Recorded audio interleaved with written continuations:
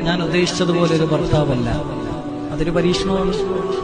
നമ്മൾ ഉദ്ദേശിക്കുന്നത് പോലത്തെ ഒരു ജീവിത പങ്കാളിയെ കിട്ടാത്തത് അതൊരു പരീക്ഷണമാണ്.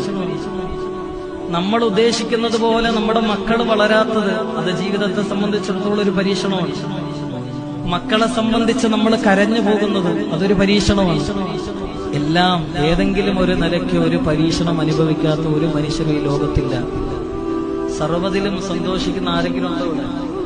ഞാൻ 100% എല്ലാത്തിലും സന്തുഷ്ടനാണ് എന്ന് പറയാൻ, 100% എല്ലാ രീതിയിലും ഞാൻ ഓക്കെയാണ് എന്ന് പറയാൻ ആരും ഈ ലോകത്തില്ല. ക്ഷമിക്കാൻ ഒരു മനസ്സ്, പ്രത്യേകിച്ച് ചെറുപ്പക്കാരോട് പറയുന്നു, ജീവിതമാണ്, പരാജയപ്പെടാം, തളർത്താൻ ആളുകളുണ്ട്.